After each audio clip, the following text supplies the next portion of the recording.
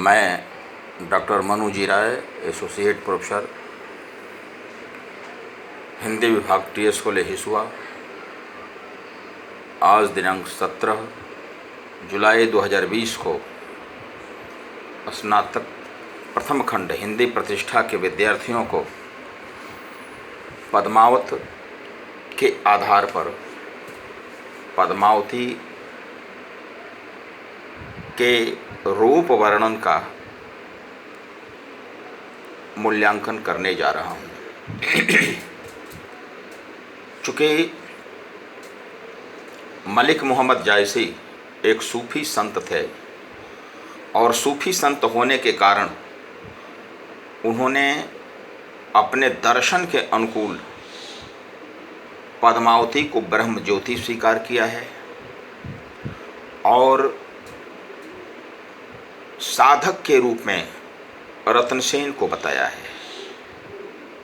तो जो पद्मावती का रूप वर्णन हुआ है पद्मावत में, वह कई स्थानों पर आया है। नक्षिक वर्णन प्रसंग में आया है,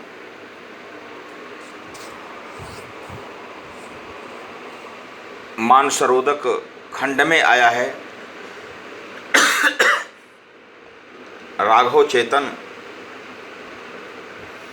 और अलाउद्दीन खिलजी द्वारा पद्मावती के रूप दर्शन के समय में आया है। यानी विभिन्न प्रसंगों में उन्होंने पद्मावती के रूप को वर्णित किया है। तो सबसे बड़ी बात कि उन्होंने जो रूप वर्णन किया है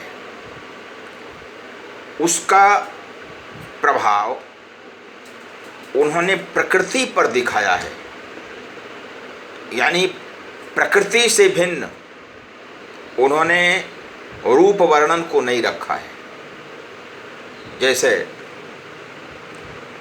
जिस समय पद्मावती मानसरोदक खंड में अपनी सखियों के साथ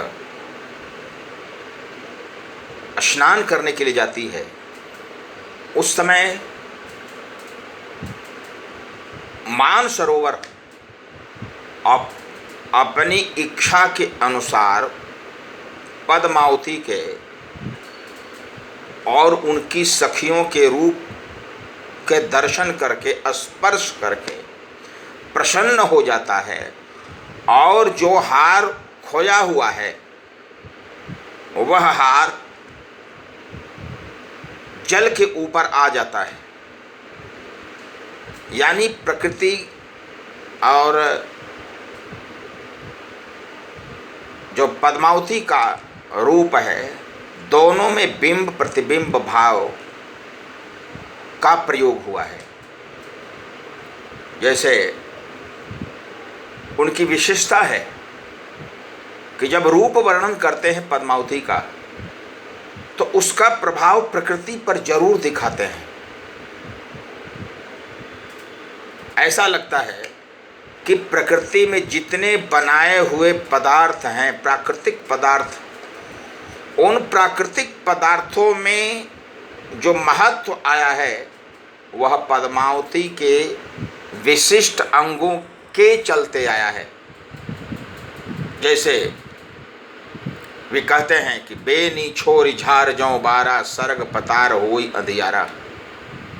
यानी जिस समय पद्मावती अपनी चोटियों को खोल करके बालों को झाड़ती है, उस समय स्वर्ग से लेकर के पाताल तक अंधकार छा जाता है।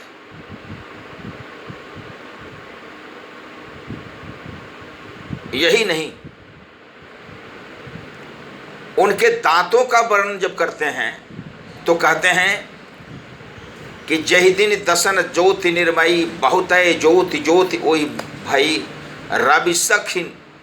रविशस नखत दिपहि ओहि ज्योति रतन पदार्थ मानिक मोती। अर्थात जिस दिन पद्मावती के दांतों का सृजन हुआ, दांत उगे, उसी दिन उन दांतों से बहुत सी ज्योतियां प्रकृति में व्याप्त हुई। सूर्य, चंद्रमा, मणिमाणिक्य, अन्य पदार्थ, सब में जो भी प्रकाश आया उसके दांतों से आया। रवि शशि नखत दीपहि ओहि ज्योति, रतन मन पदार्थ मानिक मोती। अर्थात यदि माना जाए तो पद्मावती का जो रूप है, आंगिक रूप, वह ज्योति का केंद्र है और उस ज्योति के केंद्र से बहुत से उसके अंक, बहुत से उसके अंश अन्य पदार्थों पर पहुँचे हुए हैं। जैसे सूर्य में, चंद्रमा में, मणि में, माणिक्य में इत्यादि में। वो जिस समय रूप वर्णन करते हैं उस समय लगता है कि समस्त प्रकृति यह प्रयास करती है कि कैसे हम उस ब्रह्म ज्योति से या उस परम सत्ता से सानिध्य प्राप्त कर लें। जैसे बहुत से व्यक्ति हैं जो करपत्र धारण करते हैं, अपने शरीर को चिरवाते हैं सिर से लेकर के, कि उनके रक्त से जो सिंदूर बनेगा वह सिंदूर शायद पद्मावती की मांगों में पहुंच जाए और उसके माध्यम से मेरा सानिध्य हो जाएगा। इस कारण वे शरीर का परित्याग करते हैं, अपने शरीर को चिरवाते हैं। यही नहीं, जिस समय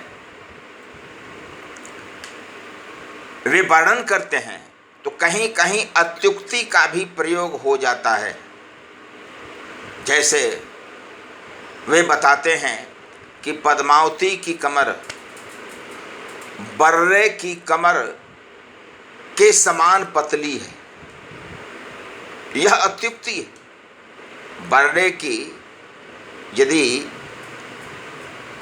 कटी को देखा जाए तो मुश्किल से 1-2 सेंटीमीटर हो सकती है, लेकिन इसका प्रयोग वो जो करते हैं वह अत्युक्ति परक है।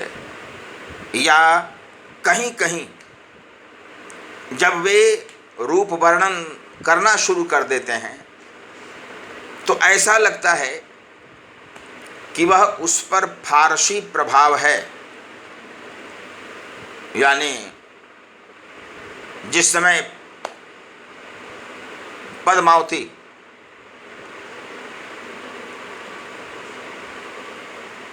पान को खाती है तो उस समय पान की नसों को चुन करके हटा दिया जाता है, जिसके चलते उसके गले में खरोंच नहीं आए।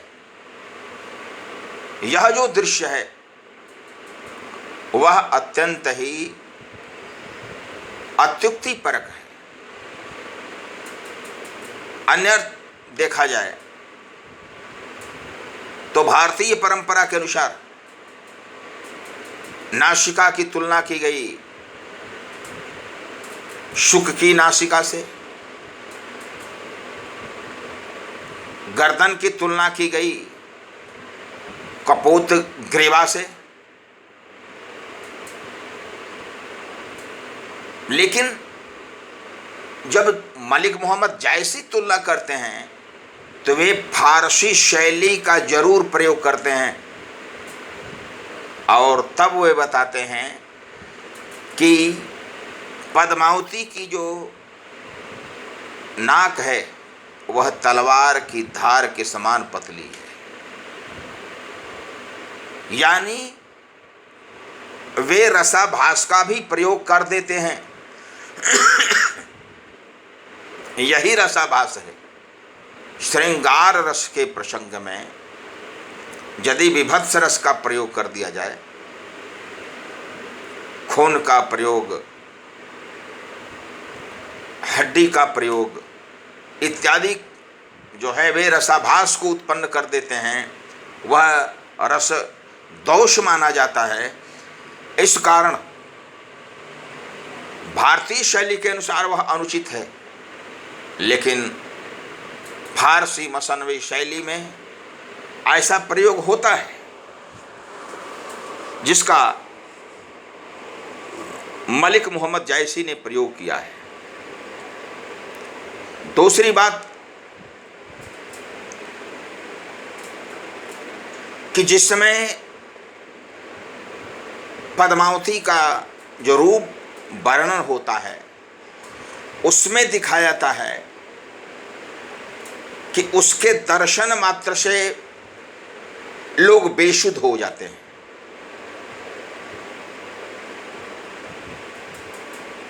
जिस समय पद्मावती से मिलने के लिए राजा रत्नसेन जाते हैं, शिव मंदिर पर यह निश्चित होता है कि दोनों का मिलन होगा। पर पद्मावती 16 श्रृंगार करके अपनी सखियों के साथ उनसे मिलने के लिए जाती है। हीरामन तोता उसमें मध्यस्थ बना हुआ है और वह चाहता है कि दोनों का मिलन हो जाए, दोनों का विवाह हो जाए। पद्मावती को देख करके राजा रत्नसेन मूर्छित हो जाते हैं। यह जो मूर्छा है, ऐसा लगता है कि उस डिवाइन लाइट को, वह दिव्य परम ज्योति को उसके दर्शन करने के पश्चात जो राजा रत्नसेन है वह मूर्छित हो जाता है। पद्मावती राजा रत्नसेन की छाती पर लेकर के चली जाती है, ऐ साधक, तुमने पर्याप्त साधना नहीं की, तुम्हारी साधना अधूरी है। जिससे मिलने के लिए तू आया था उससे मिल नहीं सका और तू अपनी आत्मशुद्धि खो बैठा है। यही कहकर के वह लौट जाती है। उसी पद्मावती को देखने के बाद उसकी एक झलक प्राप्त करने के बाद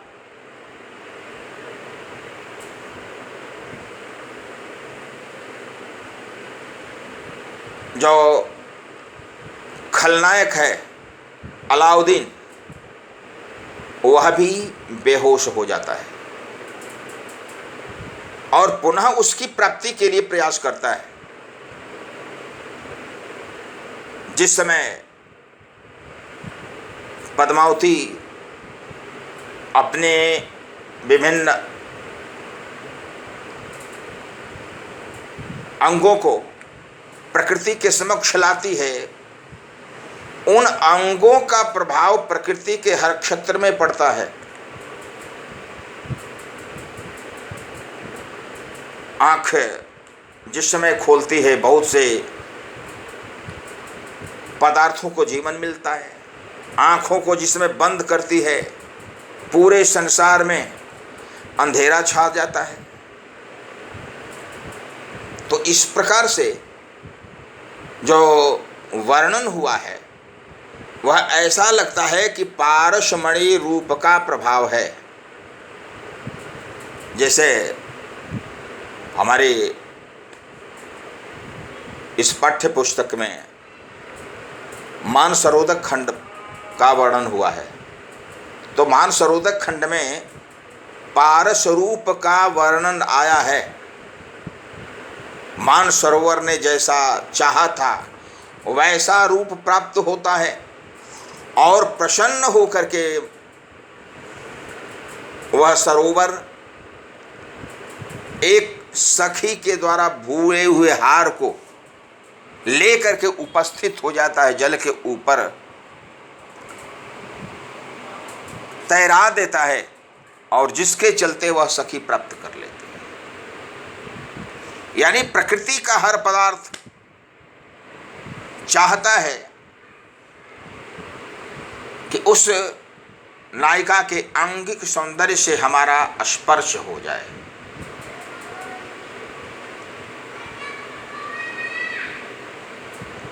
जो हमारा पद्मावत है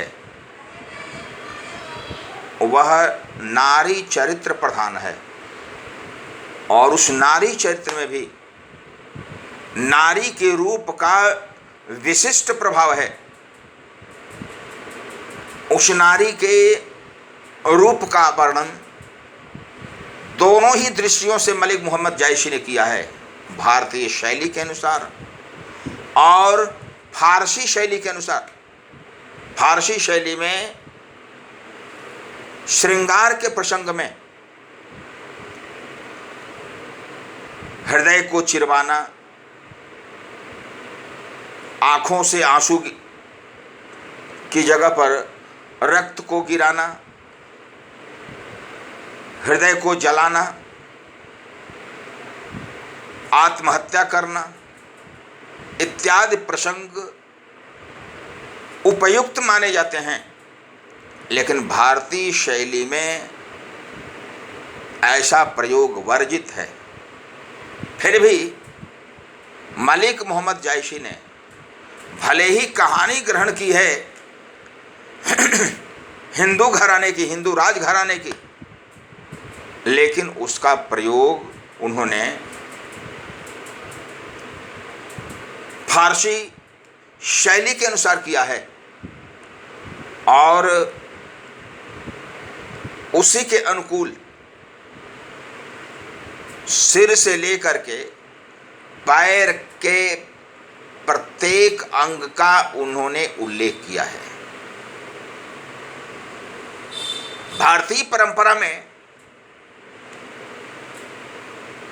चरण से लेकर के सिर तक के अंगों का वर्णन है, इसलिए इसको नखशिख वर्णन कहा गया।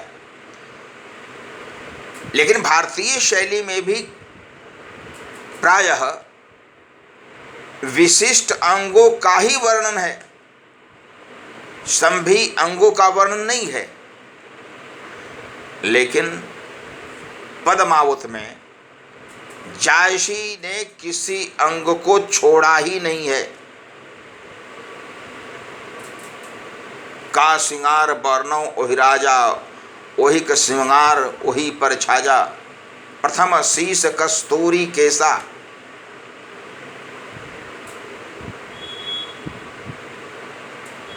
तो हमारे यहाँ जो वर्णन हुआ वह ऐसा नहीं है, उसमें कई अंग छूट गए हैं। जैसे सूरदास ने वर्णन किया है राधिका का नखशिख, उसमें बहुत से अंग छूटे हुए हैं। अद्भुत एक अनुपम बाग, जुगल कमल पर गजवर किरीट, ता पर सिंह करत अनुराग। यानी उन्होंने आरंभ किया है पैर से,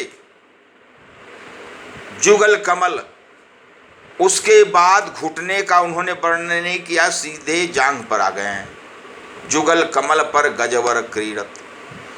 उसके बाद गोह्य प्रदेश को छोड़ करके वे कमर पर आ गए हैं, ता पर सिंह करता अनुराग। हरि पर सरवर, सर पर गिरवर, ऐसे ऐसे उन्होंने जो वर्णन किया है उसमें बहुत से अंग छूट गए हैं। यहाँ तक कि भक्ति भावना के कारण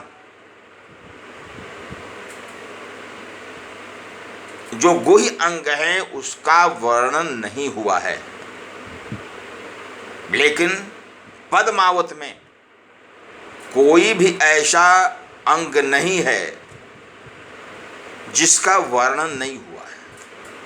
यानी वह जो नखशिख वर्णन है, संपूर्ण नखशिख वर्णन है, वह विशिष्ट अंगों का नहीं, संपूर्ण अंगों का वर्णन है, और यह जो वर्णन है पद्मावत में उसकी विशेषता को बताता है, उसकी व्यापकता को बताता है।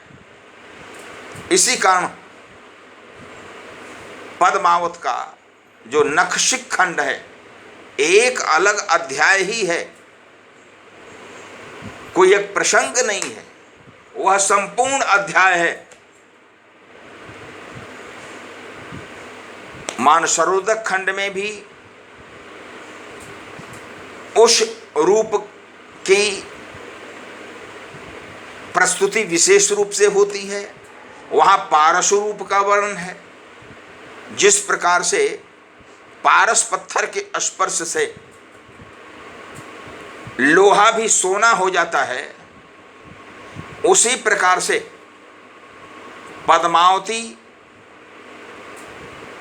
के शरीर का स्पर्श करके, चूंकि वह पद्मिनी नायिका है, इस कारण मानसरोवर में भी पर्याप्त परिवर्तन हो जाता है। यह उसकी विशेषता है। तो जो मलिक मोहम्मद जायसी का पद्मावत है, वह पद्मावत रूप वर्ण की दृष्टि से विशिष्ट है, ऐसा साहित्य रूप वर्णन की दृष्टि से, आंगिक वर्णन की दृष्टि से और आंगिक वर्णन का उल्लेख दार्शनिक दृष्टि से अन्य किसी भी साहित्य में नहीं हुआ है। इस कारण जायसी विशिष्ट है। ध्यातव्य है कि सूर और अन्य कृष्ण भक्त कवियों, तुलसीदास जैसे महाकवियों के पूर्व जायसी हो चुके थे। इसलिए यदि किसी ने ग्रहण किया है हिंदी साहित्य में खासकर आंगिक वर्णन का, तो यह जायसी से हो सकता है।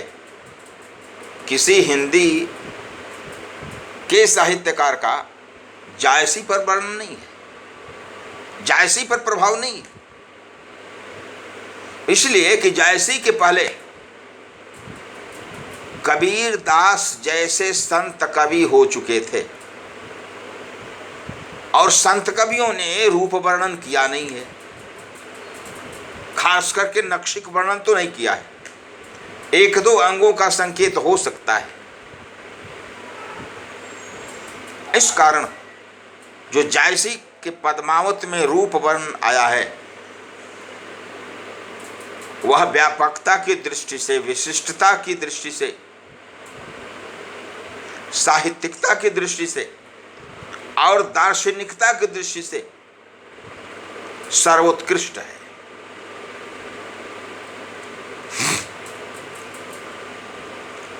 रूप वर्णन की ही दृष्टि से पद्मावती रत्नसेन से श्रेष्ठ सिद्ध होती है। यह स्पष्ट है कि भारत में, भारतीय साहित्य में जो रूप वर्णन हुआ है वह नायिका और नायक दोनों का हुआ है। जैसे तुलसीदास जी रामचरितमानस के पुष्पवाटिका प्रसंग में सीता के विशिष्ट अंगों का वर्णन करते हैं, उस समय राम के भी विशिष्ट अंगों का उल्लेख कर देते हैं। वृषभकंध उर्वाहु विशाला,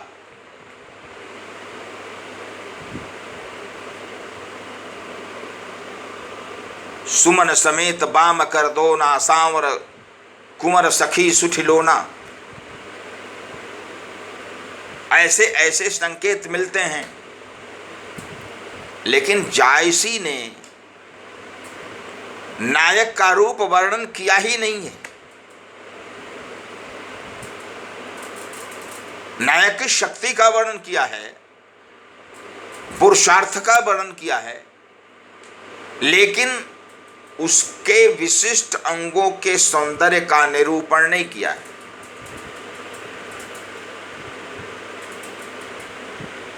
इस कारण जायसी का जो वर्णन है वह एक पक्षीय है, वह मात्र नायिका के रूप का वर्णन हुआ है, नायक का नहीं। जबकि भारत में परंपरा ऐसी नहीं थी।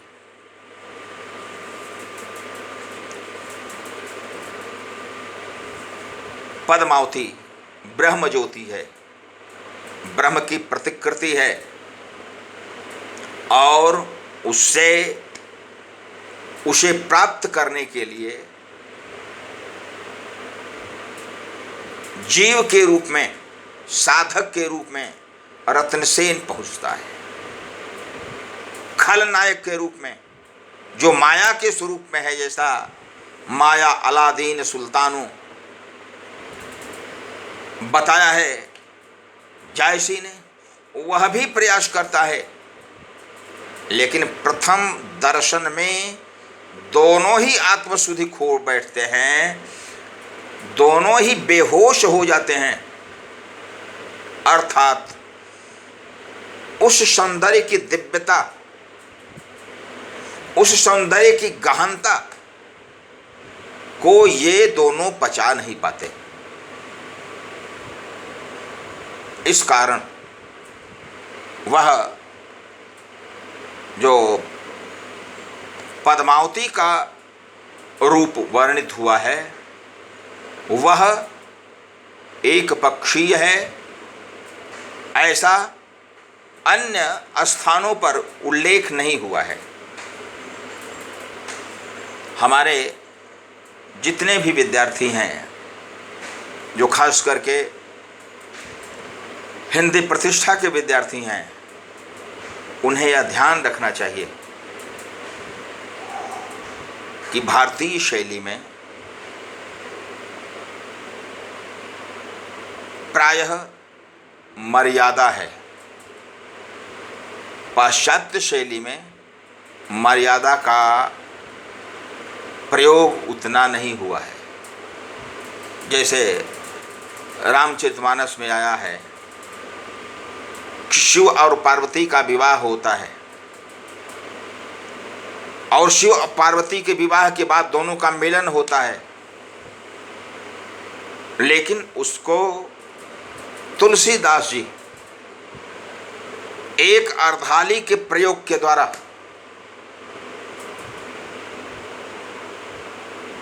संकेतित करते हैं और उसे छिपा देते हैं।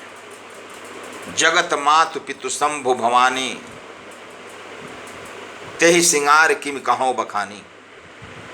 यानी जगत माता के रूप में पार्वती हैं, पिता के रूप में शिव हैं, मैं उनके सौंदर्य का वर्णन कैसे करूं? उन्होंने असमर्थता बता दी। जायसी ने ऐसा वर्णन नहीं किया है। उन्होंने यौनांगों के भी वर्णन में संकोच नहीं किया है। उसमें भी 7 अर्धाली और 1 दोहे का प्रयोग उन्होंने किया है, जो मर्यादा की दृष्टि से यदि आप ब्रह्म ज्योति मान रहे हैं तो ऐसा प्रयोग नहीं होना चाहिए था, उस अंग को छोड़ देना चाहिए था। लेकिन जायसी ने उसे भी वर्णित किया है, इसलिए यह देखा जाए तो वह वर्णन अश्लील है, लोक मर्यादा का वहां पर खुला उल्लंघन है। ये ऐसा साहित्य में नहीं होना चाहिए था, लेकिन जायसी ने ऐसा किया है।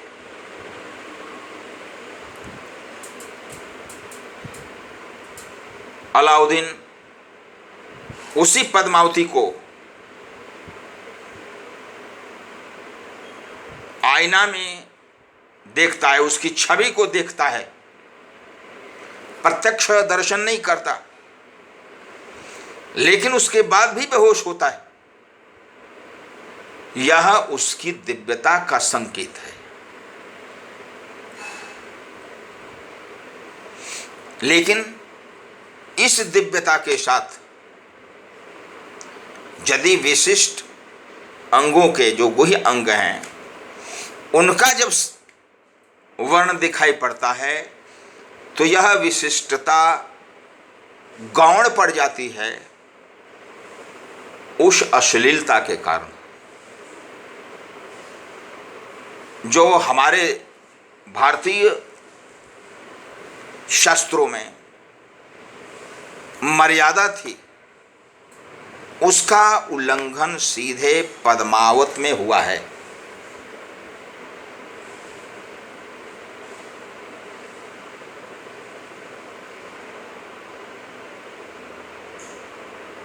जो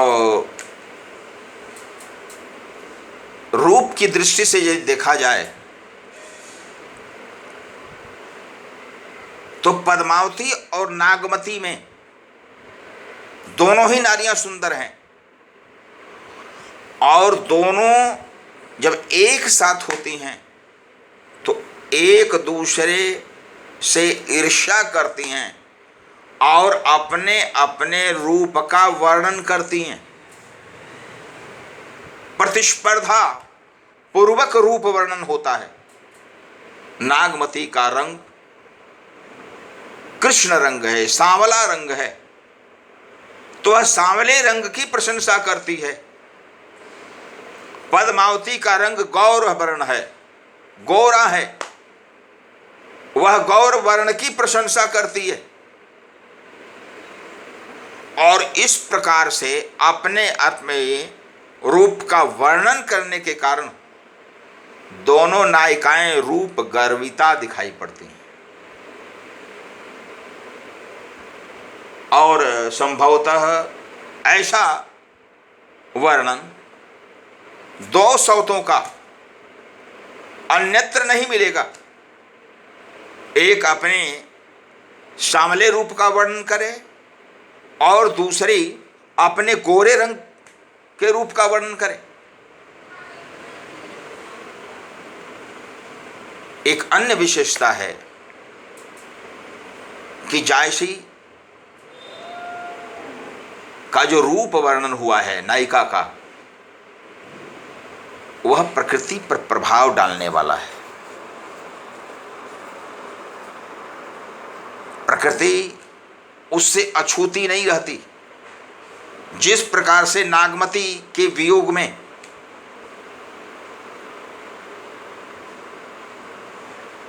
प्रकृति पर व्यापक प्रभाव पड़ता है, प्रकृति के पदार्थ जल जाते हैं, जितने पक्षी है पंखहीन हो जाते हैं, तरवर के पत्ते जल जाते हैं, झड़ जाते हैं, सूख जाते हैं। उसी दृष्टि से जब पद्मावती के अंगों का वर्णन आता है तो उस समय भी प्रकृति के सभी पदार्थ उससे प्रभावित हो जाते हैं। ऐसा लगता है कि पद्मावती की रूप रचना के पूर्व विश्व की समस्त वस्तुओं में प्रभु सत्ता नहीं थी, और इस प्रभु सत्ता का अभाव और जगह था, लेकिन उस प्रभु सत्ता का अभाव तब दिखाई पड़ता है जब पद्मावती के प्रत्येक अंग का प्रकृति के प्रत्येक पदार्थ पर दिखाई पड़ता है।